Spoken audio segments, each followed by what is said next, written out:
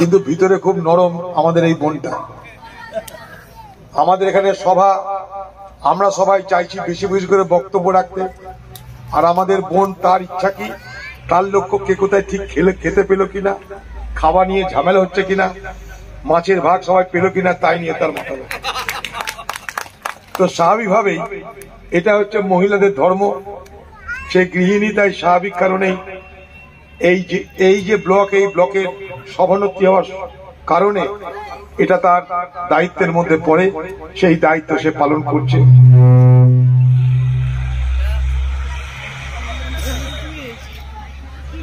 জাহাঙ্গীর ভাই, হানিফ ভাই, এখানকার প্রাক্তন বিধায়িকা, আমাদের আরেক বোন ফিরোজা, ডালিমদার, সকলের উপস্থিতিতে এবং তামাম এলাকার নেতৃত্বের আজকে এক জায়গায় উপস্থিত হয়ে যে সভা করছেন, সেই সভা আমাদের সকলকে আগামী দিনে চলার পথে আরো শক্তি দেবে, আরো দৃঢ়তা দেবে, আরো সাহস দেবে। দেখুন, এই এলাকার মানুষ আমাদের দুহাত ভরে দোয়া করেছে, আশীর্বাদ করেছে, আমরা কেউ অস্বীকার করতে পারবো না। এই এলাকার মানুষ আমাদেরকে সহযোগিতা করেছিল বলেই আমরা পঞ্চায়েত সমিতি দখল করেছিলাম। আমরা নিজেরা সেই পঞ্চায়েত সমিতি আমাদের দখলে রাখতে পারিনি। অর্থাৎ দোষ যদি হয়, অপরাধ যদি হয়, আমাদের হয়েছে। অথচ এখানকার মানুষ, এখানকার সর্বস্তরের মানুষ, এখানকার মা, বোন, ভাবি, বুবু, আপারা, তারা সবাই আমাদেরকে দুহাত ভরে দোয়া করেছিলেন, আশীর্বাদ করেছিলেন। অর্থাৎ সাধারণ মানুষ আমাদের সঙ্গে আছে। এটা শুধু রানীনগরে নয়, মুর্শিদাবাদ জেলার কোনায় কোনায় তা প্রমাণিত। আমাদের সংগঠনের অভাবে আমাদের যে রাজনৈতিক ফলাফল, যে নির্বাচনী ফলাফল আমরা প্রত্যাশা করি, সেই ফল আমরা পাচ্ছি না। কারণ আমরা যাই করি না কেন, সংগঠন নির্বাচনী ফলাফল পক্ষে বিপক্ষে আনার ক্ষেত্রে সব থেকে বড় ভূমিকা পালন করে। আমার নিজের অভিজ্ঞতায় আমি তা দেখেছি।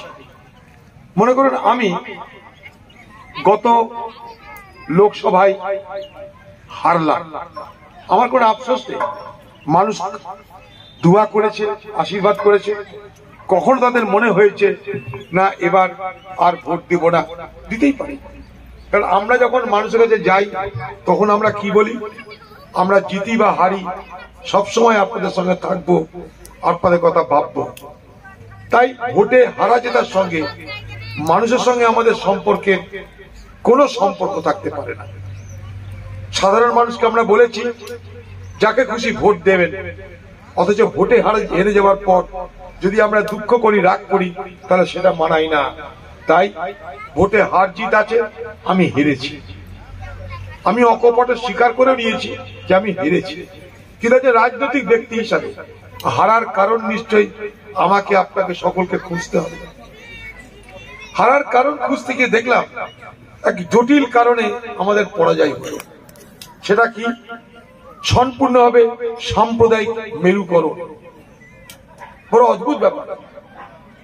ভোটের সময় মানুষকে বিভ্রান্ত করতে, সাধারণ ভোটারদের বিভ্রান্ত করতে আজকে কেন্দ্রীয় দল অর্থাৎ বিজেপি এবং আজকের পশ্চিমবঙ্গের সরকারি দল টিএমসি, তারা সবকিছুকে বাদ দিয়ে তারা সব থেকে বেশি করে যে অস্ত্রটা ব্যবহার করছে, যে হাতিয়ারটা ব্যবহার করছে, তার নাম কি জানেন? তার নাম সাম্প্রদায়িক বিভাজন। মাঝে মাঝে মনে হয় আমরা কি এগোচ্ছি না আমরা পিছিয়ে যাচ্ছি। গণতন্ত্র যত এগিয়ে যায়, তত এই সমস্ত সংকীর্ণতা দূরে সরে যায়। এটাই কংগ্রেসের ভাবনা। এই ভাবনাতেই আমরা কংগ্রেস করি, বড় হয়েছি। কিন্তু অদ্ভুত ভাবে দেখছি পশ্চিমবঙ্গের রাজনীতিতে নতুন করে আবার সেই সংকীর্ণতা মাথাচাড়া দিচ্ছে। অর্থাৎ ভোট মানে সবকিছু বাদ দিয়ে সাম্প্রদায়িক বিভাজনকে হাতিয়ার করছে কে? একদিকে বিজেপি, আরেকদিকে টিএমসি। টিএমসি আরো কিছু অস্ত্র আছে, সেগুলো হচ্ছে মানুষকে দেওয়া দেওয়া। লক্ষ্মীর ভান্ডার, কন্যা